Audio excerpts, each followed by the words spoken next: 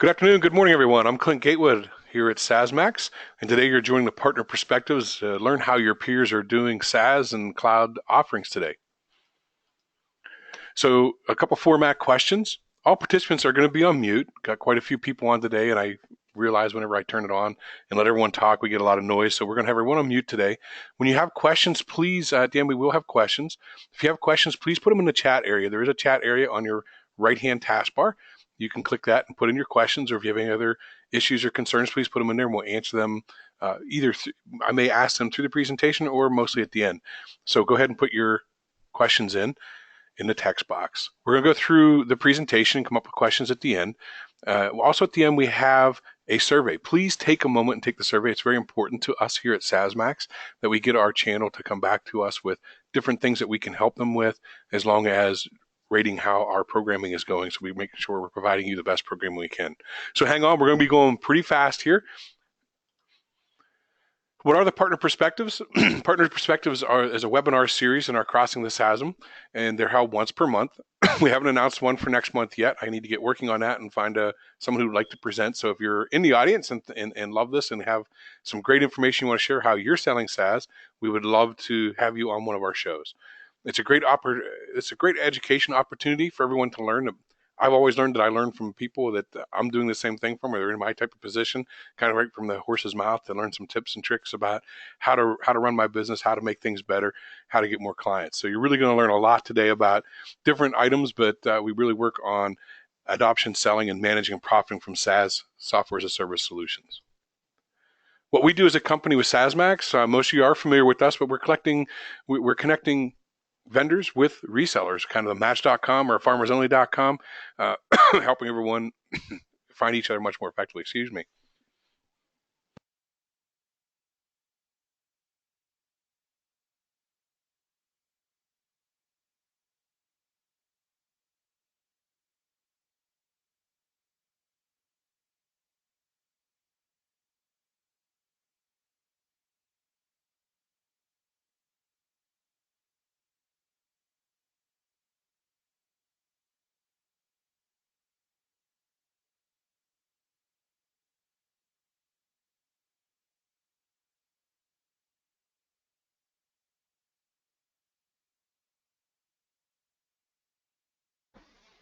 Hi, this is Dina Moskowitz, and I'm with SaaSMAX, and I'm not sure what happened with Clint, but it sounds like his audio might have been disconnected. So, yeah, Clint, are you there? Clint went on mute. I'm sorry. I just probably covered the last couple pieces on mute there for a moment. I was coughing and I forgot to turn it back on. So SellHack is one of our event sponsors, and I use it a lot. We use it a lot here at SaaSMAX. It's an automated tool. You can use your LinkedIn, other social sites, but we use it a lot in LinkedIn here. And so it's a great tool, and for anyone attending the event today or registering for the event, you get 50% off your first part of SellHack. So go ahead and please, I'll send out an email to you and try it out. All right, so Dina, can you go back on mute, please? Sure. Yeah, I got a lot of feedback. So introductions today. So I'd like to introduce Michelle and Joe today. It's my pleasure to introduce them. So Michelle, would you like to start off?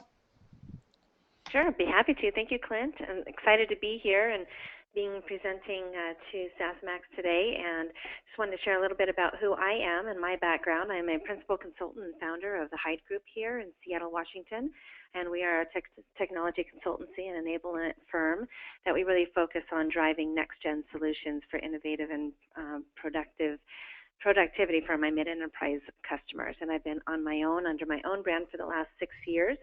And we really have a focus on conducting audits and requirements gathering for clients, RFP development, vendor sourcing and vetting, contract negotiations, implementation, and lifecycle support and management for various projects in cloud, data center, metro fiber networks and builds, domestic, international WAN, IP, voice, and even mobility projects. So I have a checkered past, we'll say, of 20-plus years of working in voice and data center communications, both on both the channel and the indirect channel. And for the most part, I've been in sales process and also in marketing roles serving the Pacific Northwest and West Coast clients today. currently serve on the board of the Cloud Girls for the last 4 years. We are a think tank, and I am very proud to turn this over eventually here to Joe Peterson, who is one of the co-founders of Cloud Girls, and we are really excited to have her on as well today. Joe? Oh, thank you so much, Michelle. Really nice to be here today. Thank you all for taking time out of your day to visit with us. I'm Joe Peterson. I'm the Vice President of Converged Cloud and Data for Clarify360. I'm an engineer by trade, and I've been, like Michelle, in the space. I'm going to say 20 years. It's more than that, but let's just say 20. Let's just go with that. So I have been working in the data center space since 2000 in various capacities. And as we know, data center was one of the genesis points for cloud services. So my firm has been active. We were early adopters of cloud about 5 years ago.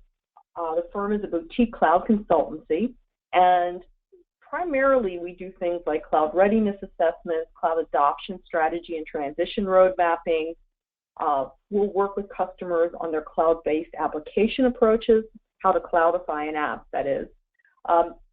Do a lot of hybrid integration between private and public environments, and I help with data center design, optimization, and sourcing. So that's how I spend my day.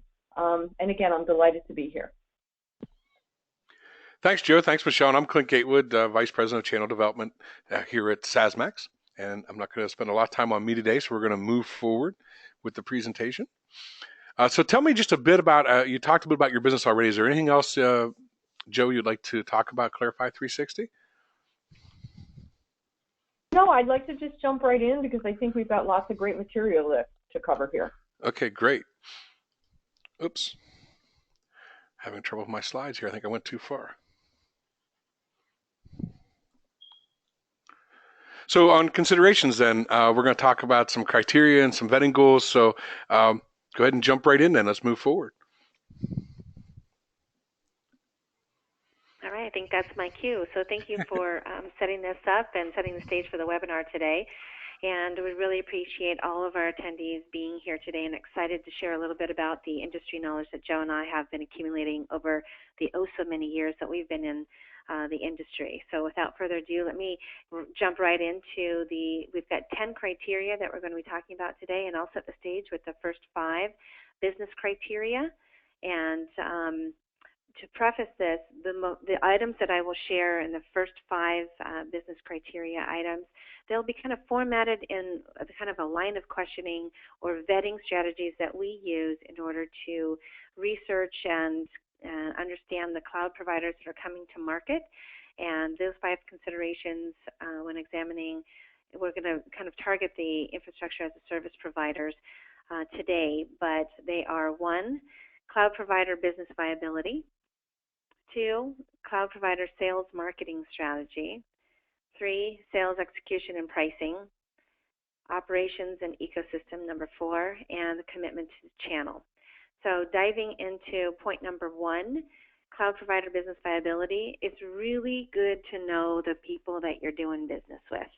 If you're going to be hanging your reputation on or positioning those service providers with your clients and end consumers, it's really a good thing to understand who's at the helm of those organizations, whether they have some financial backing, are well funded, and if they are being considered as established or in the process of being established, or really making a splash, if you will, within the space in which they're catering their services to. And so this really is a cross-examination of all cloud providers, so that may not be just IaaS service providers, but it could be this vetting process could be applicable for any of the service providers that you really have an alignment with or seeking to have an alignment with.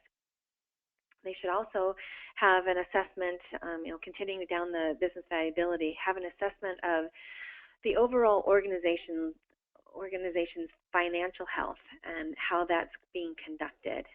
A lot of their websites will brag about key clients that they're working with, and have those been validated? Have you called up, Merck, and asked them, are you doing business with such and such organization, and for what services, and to what degree? Do you just have one server with them, or do you have your entire environment with them? Have references been checked to assure that they are actively working with those key clients and that they haven't lost those key clients but are keeping those logos up there?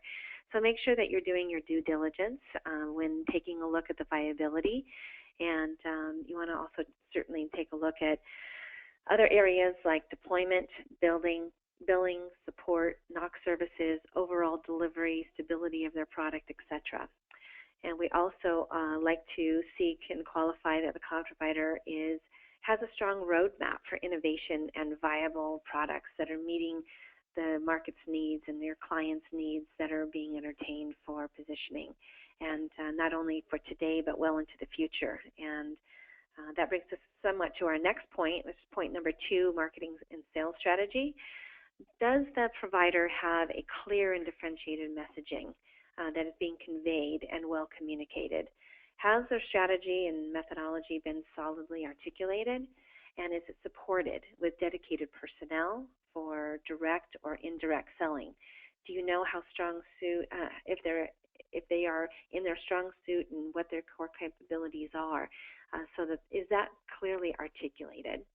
I would also add that client-facing portals are really important. So you as an MSP, me as a value add to my customers and consultancy, I want to make sure that there's a portal that can be accessed, not only by me, who will be oftentimes shoulder to shoulder with the customer, but also for the customer and their internal personnel, so that they can access this cleanly, that it's easy to navigate, and it does offer what you need not only for the MSP, but also for, again, your end user client data. So there may be different levels of accessing of data. And above all, and we'll get down into the weeds on this one, but a sell with strategy, you want to make sure that you've got the ability to harness the resources and the teams that are within the organization, within that service provider, that you have the ability to reach out to product marketing, to project management, to provisioning, to the sales and sales engineering staff. So in that case, you want to make sure that there is a strong sell with strategy, and we're looking for a strong commitment to the channel as well. So next, sales execution and pricing, deal management, pricing, pre-sales support, marketing. Does the provider have the sales machine in place to handle your opportunities and your deals, and are they competitively priced within the marketplace? This may include such things as a streamlined process, again, that portal, or at least a denoted process. Here's how opportunity registration happens. Here's where the next steps in all the process as your order and your sales inquiry goes through the process, that is clearly delineated and defined. That there's dedicated personnel that you have access to. You need to call up, need to register that opportunity, have somebody come out and co-sell with you or co-position. Maybe it's a technical resource that you need to have on the call. So you want to make sure that you've got dedicated personnel that are available to you for your sales efforts.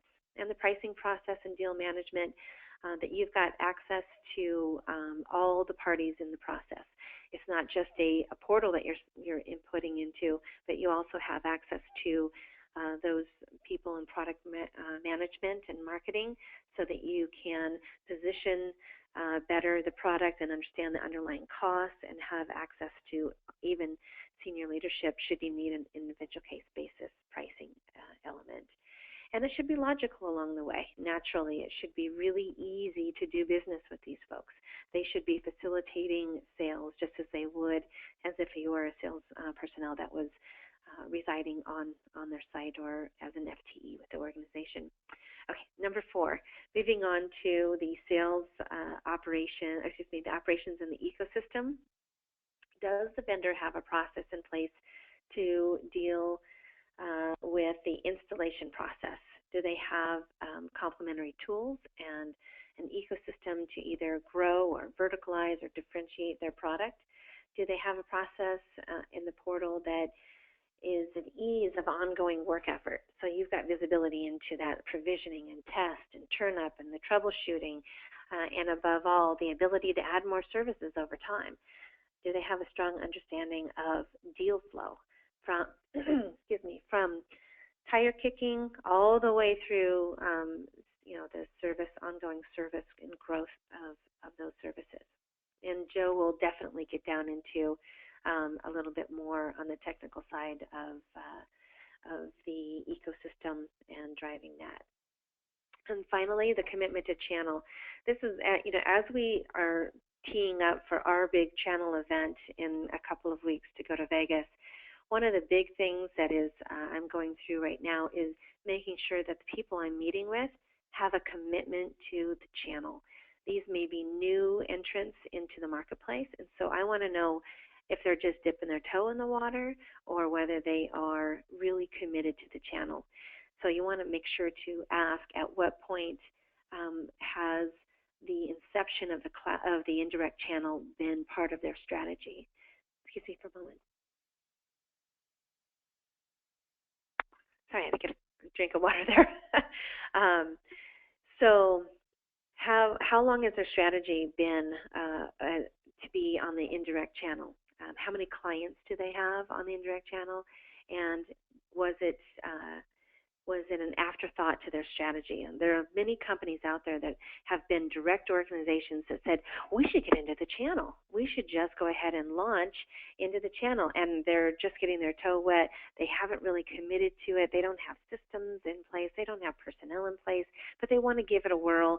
And so they're keeping their direct sales force in the event of a fallback position that isn't, as ideal for them should they be launching and not successfully. And so we want to understand what percentage of sales are derived from the channel, and is it a good ratio to consider is around 40+%. That means that nearly 50% of their sales are coming from the channel. They're very committed to that effort. And oftentimes these indirect channels are younger than their direct sales force, and so they know that over time that number will oftentimes grow and become much deeper in the channel. So with that, I may go ahead and turn that over to the technical considerations that Joe's going to cover today. Thanks so much, Michelle. That was really nicely done. I don't know the makeup of the audience today, so I'm not going to spend a whole lot of time on the technical side here. If you've got questions later, we can handle that after we go through the prezo if I didn't cover something that you want to particularly touch on. I wanted to keep this rather broad because, broad is better, and you can always dig down later into the weeds. So when I look at a provider for my portfolio, one of the things that I do is I look at what their portfolio is today and what their roadmap is.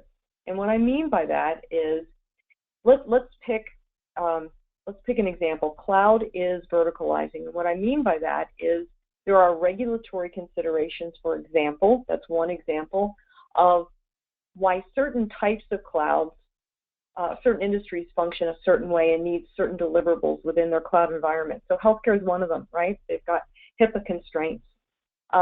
What is that? If the cloud provider has any sort of specialization, that's a win for you, because then you have the ability to go to that vertical within your client base and push their agenda forward. They differentiated themselves somehow.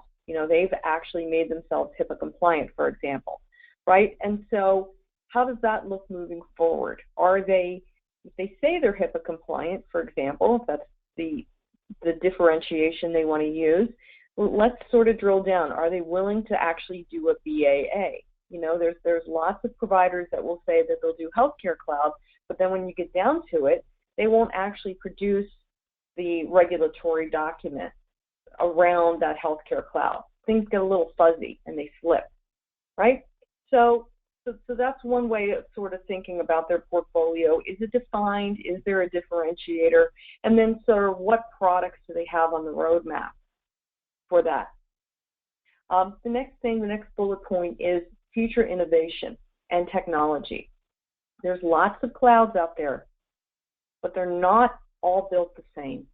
When you sort of look under the hood, you see where the differentiators start from a technical standpoint. What I mean by that is if you are serving mid-market to enterprise clients, for example, they typically buy a certain type of brand name hardware for their core routing and switching. There's 2 or 3 that sort of they down select to and standardize on.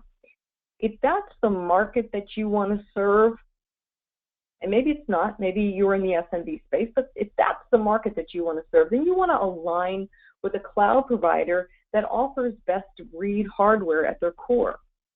And that means best-of-breed core routing and switching. That means best-of-breed SAN environments, right? Have they settled on NetApp, EMC? These are what enterprise clients have, mid-market clients have. So that's what you're going to want to mirror, because that's your best chance, honestly, of selling that client those services. I don't know if that makes sense or not, but if the cloud provider is not willing to tell you what their back end looks like, that's a huge red flag for me, right? If they're not willing to come, to put that forth, that means it just feels like they're hiding something, to me at least, right? So I'm not inclined to then want to sell their services because there's not transparency. Operations engineering bench. Well, this is important. If the client is using the cloud because they don't have a big engineering bench internally, then the cloud provider has to be able to step up and offer those services. One of the reasons that people go to the cloud is because it doesn't require, believe it or not, as much technical expertise for a scaled down flat environment. Not all cloud environments, some get very complicated, but then having gear on premise. So many times, especially if you're in the SMB space, you're going to have a client that wants to be cloud forward, right? There's no cost for them to buy infrastructure, and they can pay a monthly recurring charge. So they lean on the cloud provider for that engineering and operations bench. And cloud provider has to have it. It's just really that simple. Next point, customer experience. Michelle made a really good point. Just because somebody puts something on their website doesn't mean it's so. So look, get onto Google and look and see what customers are posting outside of the provider's website about the experience that they've had. That will give you a good idea of how that company values customer service. And you say, well, what does that have to do with technical considerations? Lots. As an engineer, I can tell you that if I can call into a cloud provider, state my technical problem, and get above tier 1 support and get right to the people that can fix it, big difference for me. I'm going to feel so much better about how I'm being handled than sort of getting shuffled along with folks that really don't understand what I'm asking. And then the last one is tools, ecosystem, and diversity. Cloud is great, but I think of cloud as sort of, the center, and then things that hang off of it. And things that hang off of it are, what tools can I get to go along with my cloud? And how much diversity does my cloud have? Well, that's great if I'm in the US, but what if I'm an international company and maybe need more presence than just a US data center? What kind of global footprint? What kind of global support? What kind of global bench am I going to experience? Those are some things that at first blush that I look at when I vet a cloud provider.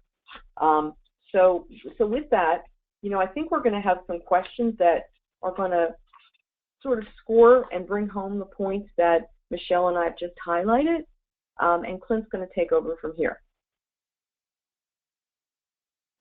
Thank you, Michelle. Thank you, Joe. So we went through a lot of information quickly. We want to get to your questions. So if you have any questions, please ask them.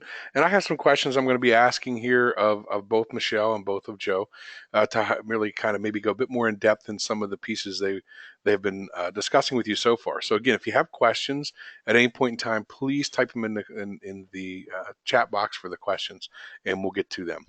So again, ask your questions. There's no such thing as a stupid question, because if you're thinking about it, I'm thinking about it, and the only stupid question is one that goes unanswered because, well, you didn't ask it. So, Michelle, one of my questions here. So we'll go to Michelle first, and it's really around the business of viability piece we're talking about. So with providers there's all kinds of providers coming into the market.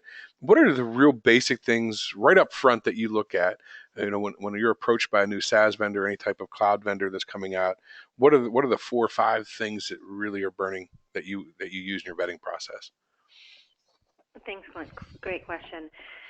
So, of course, it has to be a list of 5 things. And so I'll go down the 5 things that we kind of look for. Both Joe and I really have refined this, and they are the general reference check list items. So examine thoroughly the service provider's website. Pretty straightforward. Take a look at their white papers, their blogs, their PR. Is it all about them? Is it all about their technology? Is it all about industry? Is it all about case studies, use cases that they've been a part of? It really reveals their messaging, their consistency, the vein of their mission, and their interface with their clients. Is it weak? Is it non-existent? Is it pretty robust? So those are things that you want to look for as you're looking at your service provider's website. And again, this goes across so many different examinations. It doesn't matter whether you're looking for a car or whether you're looking for an IaaS provider. It really is seamless to it, once you start looking under the hood, so to speak, that you take a look and see what is on those websites. Review analyst and media coverage, number 2. I'll find any reference clients or partners that they're working with today. Do they have joint published case studies? Are they substantive? And what's the feedback from the analysts that they're doing? Are they an emerging player? Are they over the hill and through the woods and not relevant any longer? And those type of pieces of feedback are available on the World Wide Web, and so we definitely want to inspect what we expect. Speak to those reference customers. You see those logos on there, and Joe and I have kind of driven that home. Understand what those relationships are like and whether those services are currently in place and what the feedback is that those customers are giving on that service provider. Read the service provider service level agreement and terms and conditions documents. Those, Joe and I like to classify ourselves as nerds when it comes to things like this, but we represent our clients. All MSPs represent their clients. They want to know that if they're making recommendations, that they're certainly recommending a company that they could stand behind. And so taking a look at those master service agreements, service level agreements, what is considered uptime in their mind? Is it 99.5% of the time, or is it 5 nines of the time? That's a big delta. That's a 2.5-week delta of uptime per annum. So know what those service level agreements reflect and what they indicate. And the terms and conditions, make sure that it isn't crazily one-sided. In our sole discretion, we can shut you down at any time. We can discard your equipment and discard your data at any time. Those are the type of things that are glaring that you'll need to make sure and understand that as you are looking at service providers to do business with, that they are on the top end of the ethical scale, that they are flexible and willing to redline, and that they are willing to change terms and meet those terms as well. The last and 5th point, speak with the provider. See what kind of experiences you're having with them. I mean, if you call them up on their customer service line or their integrated chat line on their website, see how it feels to do business with them. Kind of try them on. Sometimes these organizations will have a free trial, 1-week free trial. Take up on it. It's a great opportunity to get a flavor of whether that provider is got a good MO or modus operandi. So make sure that you inspect what you expect. Great, thanks. And one little follow up there, just real quick. Whenever like on point number 4, when you're looking at how their agreement looks and the terms on that piece, do you also look for like a contingency if they were going to go out of business or if they sold the company? Is that important as well when you look at that? So I've got several clients that are in these emerging companies. We'll say they just got funding. They don't know who they're going to be a year or 2 or 3 from now, so they're resistant to signing long-term contracts. And certainly, if they do, in order to get the terms and conditions that they want, they're also integrating down what they call business downturn clauses. So, in the event that my company files bankruptcy, I reserve the right to exit this contract unscathed or mildly scathed, I guess. So there are definitely, those contracts are completely redlineable. So that's one thing that should be a foregone conclusion. I make that assumption that all contracts that people are reading should be editable to the terms that the client needs to see. Certainly if it's something that is beyond the scope of the service provider to be able to provide, like for instance, if they don't have 2N, they won't give the 100% uptime, or they won't give the 5 nines service level agreement. So those are things that you'll definitely want to be looking to, inserting where needed and omitting where needed as well. Okay, great, thanks. So the next question, great answer, Joe, is more along road mapping type of pieces. So whenever you're looking at an IaaS vendor, you're looking at a cloud partner out there that you want to put your equipment and stuff in.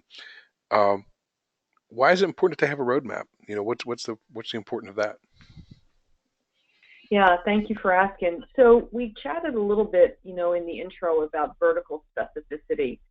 So what I see over time and what I've seen over time, besides regulatory considerations, is that clients in certain verticals tend to design their environments a certain way. And what I mean by that is, for example, in retail, we always have databases hanging off the environment, right? That's super important.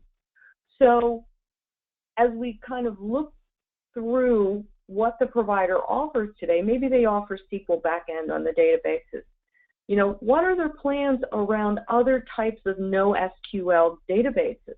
What are they offering? Because what's happening is customers are asking. Customers are using other types of databases besides SQL, and they want to know that maybe the provider doesn't have that today, but it's on their roadmap themselves. So will the provider have it tomorrow? And you're starting to see these environments crop up in like verticals, right? So what is the provider doing, and have they done any vertical segmentation themselves and thought about how that might look from a product offering perspective?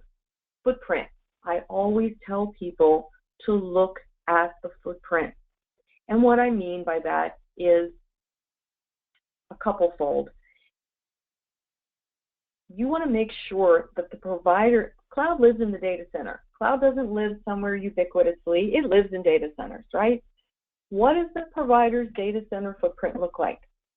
Is everything here in California? That could be super problematic because we have this little thing called earthquakes here, right? So do they have redundancy built into their footprint, i.e., is their core environment in a state that is known not to have natural disasters? Beyond that, have they placed nodes, if they want to have a global market approach, have they placed nodes in other parts of the world? How do they handle, data doesn't travel between countries in Europe, for example. EMEA has very strict standards, especially certain countries, Germany is one of them, around how data can pass in and out of their environment. So literally, if somebody says that they serve the German market, and you know that your customer has a facility in Germany and it's a big manufacturing facility or whatever it is that they're going to be utilizing the cloud, within Germany itself, how is the DR set up? That's one of the things you want to look at, because Germany's data can't leave Germany. So that means one thing, there has to be a second data center in Germany if they're really servicing German clients. Think about those things. Think about business. Every cloud deal that I ever see is driven by business. So what are the business considerations, right? And then look at the things that the cloud provider supports in their environment. How do they handle API requests? How do they handle having an ecosystem for things that they don't do, right? Do they have a partner program? When I say partner program, I mean, do they have a resource pool that you can go out to get a specific thing? AWS is wonderful, wonderful at this. They probably have one of the broadest ecosystems that I've ever seen. What are the other, if you think about that as your benchmark, and AWS probably has ecosystem across, maybe 14 or 15 different categories, what do the other providers bring to the table? So if you're trying to compete with AWS, you have to know what some of the things that your customer is going to be looking for and how you can address them. Do your homework in advance.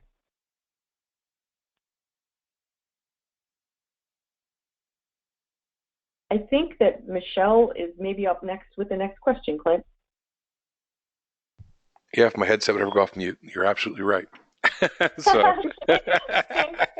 I'm sorry. So, Michelle, we're going to talk a bit more, as you spend a lot of time on what the best cloud providers are doing for their channel partners, how they put books together for them, how they help them differentiate their messages. So we're going to talk a little bit more about differentiating messages. So how important is it for the cloud provider to have a specialized message or product and really know their market segment?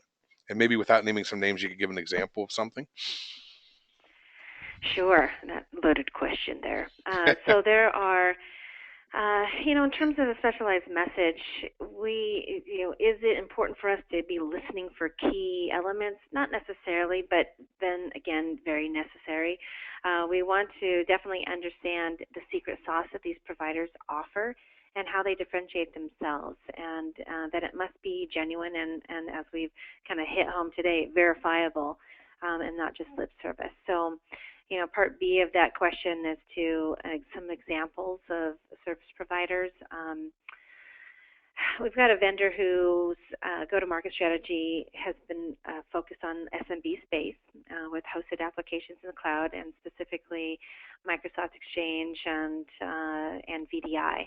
And so with some of these, they have a tailored offering in these ways: competitive price points in the market, a sell with strategy, teaming alongside the direct sales team, so indirect and direct co-selling together, which is really great, especially if neither party is harmed. But and that's usually the case. Sometimes the direct team gets harmed in teaming with the indirect, but they'll take like 50% of something versus 100% of nothing. So, but I digress.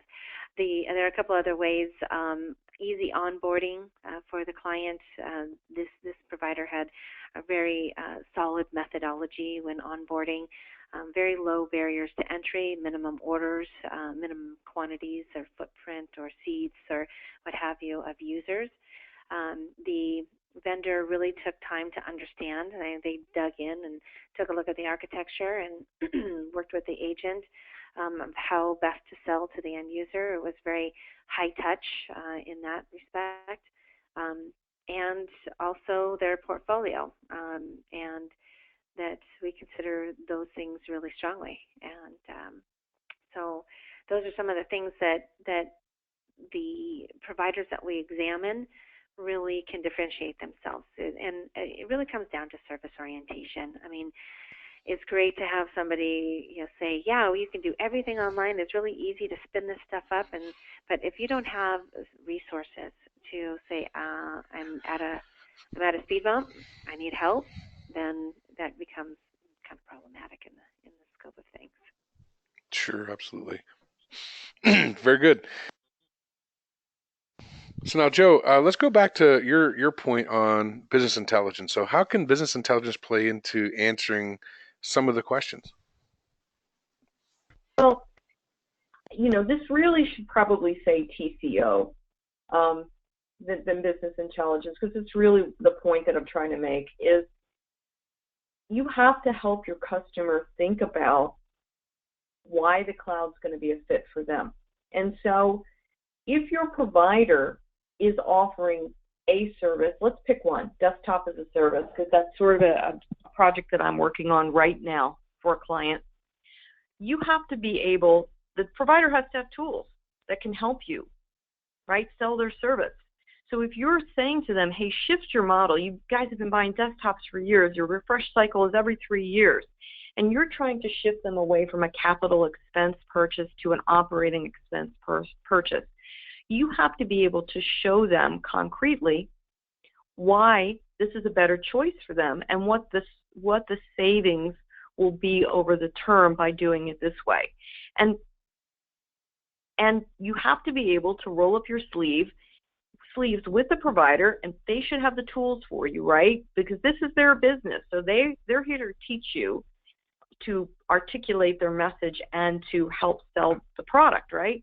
So they should be able to go line by line with you and put together a TCO document for that client so that you can outline the benefits of using the cloud service. And this is a little bit of work, right? It is a little bit of work, but I promise you that these types of services are sticky.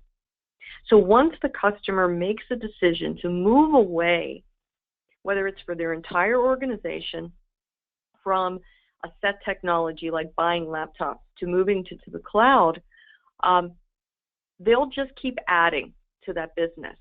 And chances are pretty good, as long as the provider is doing a good job, they're not going to shift it. It's not something that they're going to change like a conferencing service. It's something that is core to their business, core to their productivity, and they'll keep using. So it's worth investing in learning what the tools are that your provider brings to the table and really being able to articulate that message. You will see business and revenue benefit from that. I hope that helps, Clint. Absolutely. I like the stickiness part. I love my clients to be sticky and keep coming back for more.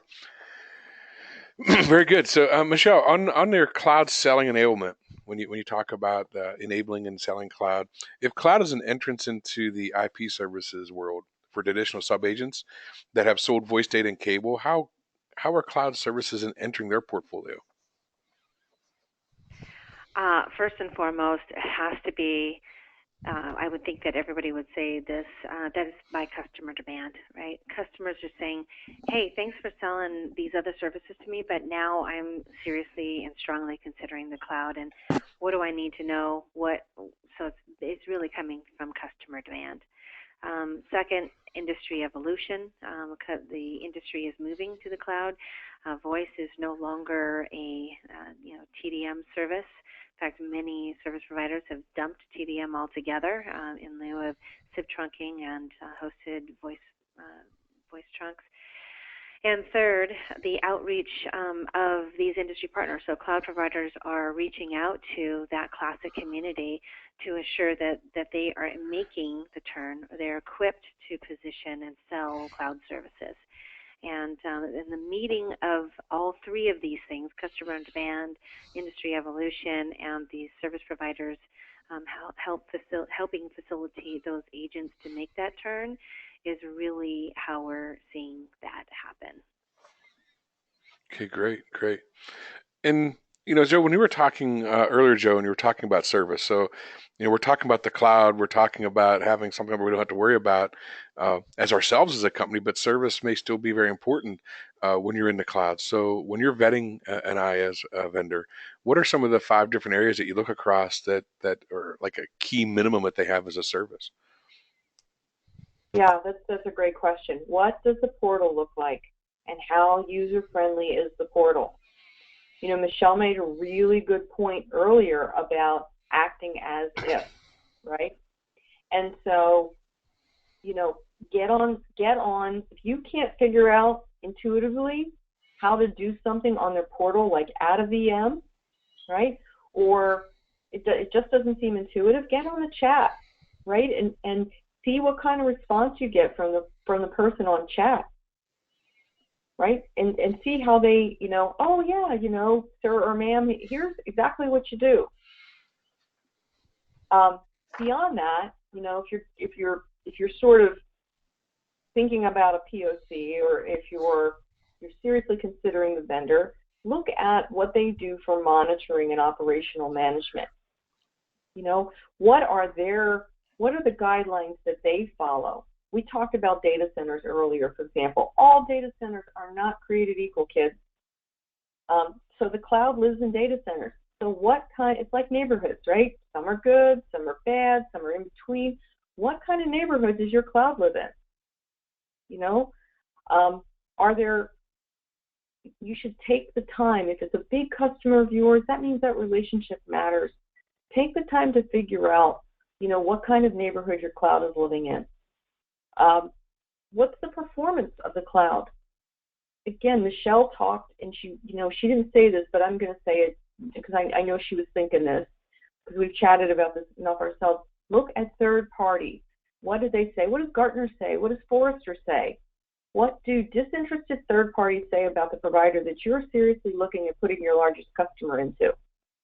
If they don't have good things to say, if they say things like, nice product but not quite mature, you may want to rethink your strategy. What does the provider do around change management? What do they do? How do they upgrade and notify? How does that look? How do they handle problems? I would ask for a post-mortem. I'll tell you what, I'm in the middle of a large hosted Oracle deployment for a client, or actually they're looking to change, because the provider that they're with is a small provider, nothing wrong with that, but they don't have the bench, and they've gone down multiple times. And I saw the post-mortem report from the provider the last time it went down, and it was pretty fluffy. So I would tell you to look at, an example of when they've had a catastrophe for a client and what they've done to resolve it.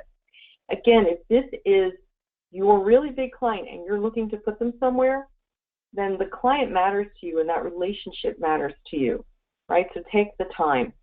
And then Michelle touched on it earlier, service level management and integration. How well does that provider do what they say they're going to do, right? How do they perform? Any metrics you can get around that are excellent. Those would be the 5 things that I would key in on, Clint. Yeah, so Joe, as you continue to look and you get into these, some of the vendors might be, fairly unwilling to really share with you their change management or capacity management processes. Some of these, they may try and keep some of that back. So how is it that when you're talking to them, do you go about ensuring that you can get that transparency from them? Well, I'm going to go back to what kind of neighborhood are they in, and that's going to tell me a whole lot, right? So honestly, if they, have chosen to do business with a telco colo and that's their data center, man, I know a lot right from that. I know a lot, and maybe I want to then choose to go visit a different neighborhood to look at houses. Yeah.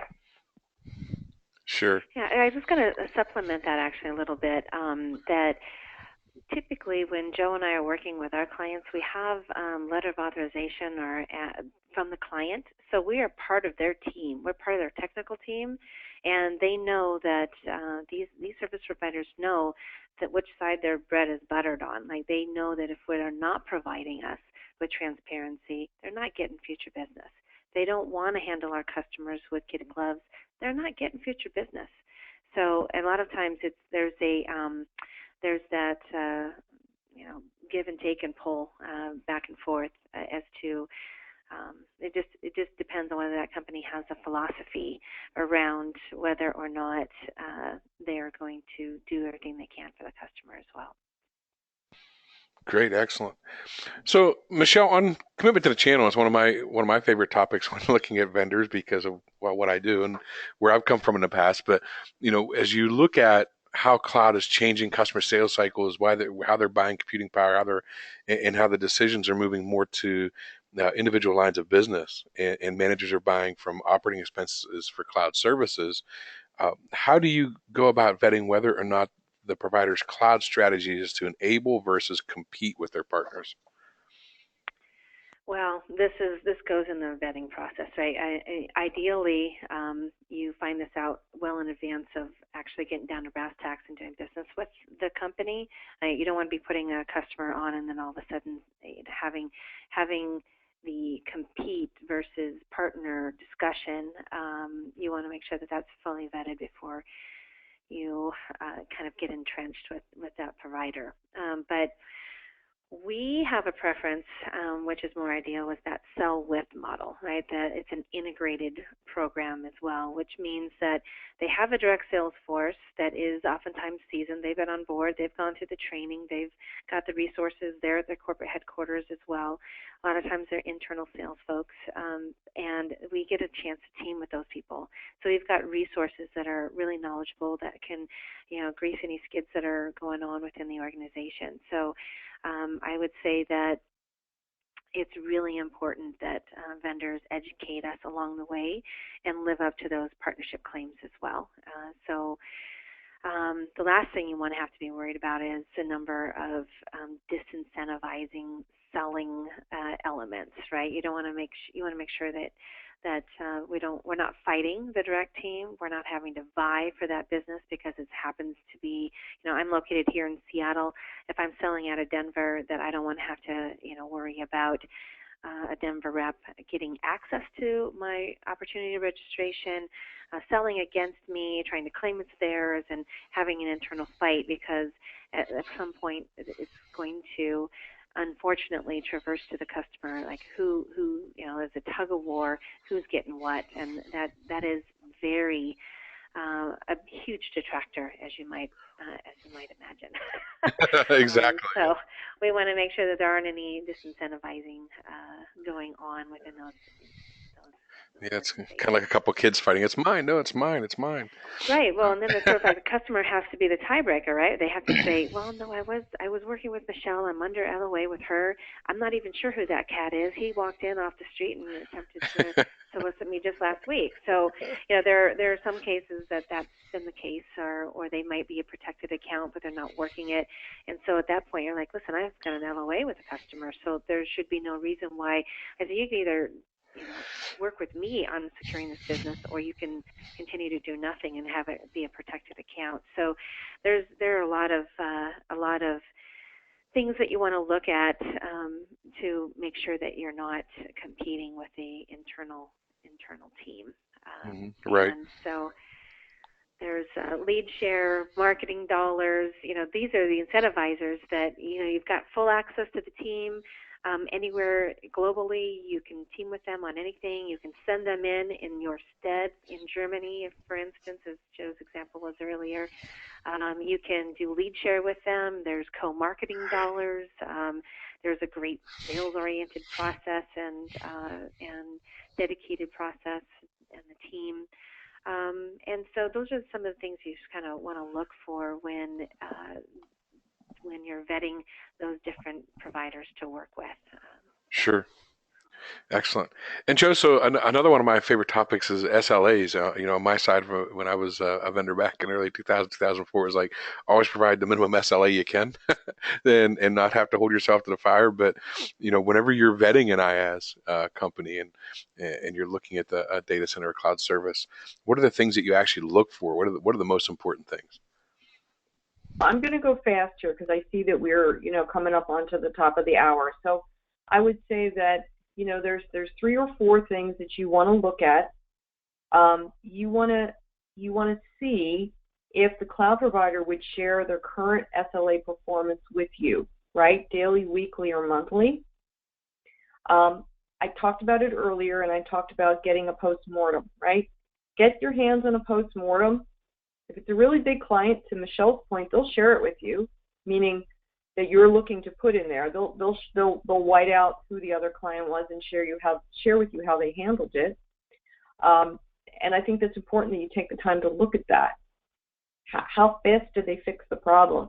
How quick were they to respond to the client? Did they stay on with the client through the problem's resolution? It's great to have performance SLAs out there, but at the end of the day, customers just want to get their problem fixed. They're not so much concerned about the money that they're going to get back. They're concerned about getting the problem fixed. So what we're really looking at here is how does the vendor perform when there's a problem, right? Because anybody can sell you something, but it's about the result. Mm-hmm. So, yeah, right? So those would be the big things that I would say, and not to take up a chunk of time, but those would be the things that I'd consider. Yeah, I mean, I agree with you because it's not necessarily if something, an error goes wrong or something goes wrong, it's about how it's fixed and how fast it's fixed, more so than Yeah. anything else. Get everybody going back on there. Folks, we are coming to the top of the half of the hour, so if you have any more questions, please type them in. I have just two other questions that I really want to ask before we drop off here, and so we'll all try and be brief and respect everyone's time. But if you have further questions, please type them in. Michelle, back to you on operations and enablement. There's cloud providers. Every time I look, I find a new one. Or 10 new ones. Everyone's jumping into the game. So how are you and your team ensuring that there is an operational bench at the cloud provider to make sure the deal gets installed? That's a loaded question. That's a long answer. First, I think that we like to test our providers by either using their services. I've got a backup test right now that I'm using and I'm doing. I've got 5 different providers. They've given me a trial for each, and I'm going to try them all on for size. I'm going to test them, and so that I can make recommendations for my customer. These are the 5 high flyers that are in our our industry. In party endorsements, I mean the third party endorsements, where Forrester and Gartner are also echoing that. And specialized staff, and make sure that you are pre-vetting before the provider gets them, and then also that the deal gets in the right hands of the providers with the right pricing, right products, right implementation, seamless, that type of thing. Be brief on that one. Great, thanks, Michelle. And Joe, one last one. Security and compliance you talked about. I think someone told me in the last 2 years there's like 200 new regulations or something out there. I'm not sure what the actual number is, but there's regulations popping up everywhere when you're looking at your cloud vendors. So can you give us a couple of questions you asked a vendor around security and compliance? Sure. This is part of a defense in-depth strategy on my part. So I want to look at some really basic things, like if let's go to the SLA situation earlier. Really, how can you give 4 nines in an SLA, 5 nines in an SLA if you don't have a redundant environment? So where is that redundant environment at, right? And what does that look like? And what sort of security guidelines? So you're in a data center, back to what house do you live in? What do the locks and the doors look like of the house, right? If you buy a lovely house, but if there's no locks in the doors, anybody can come in.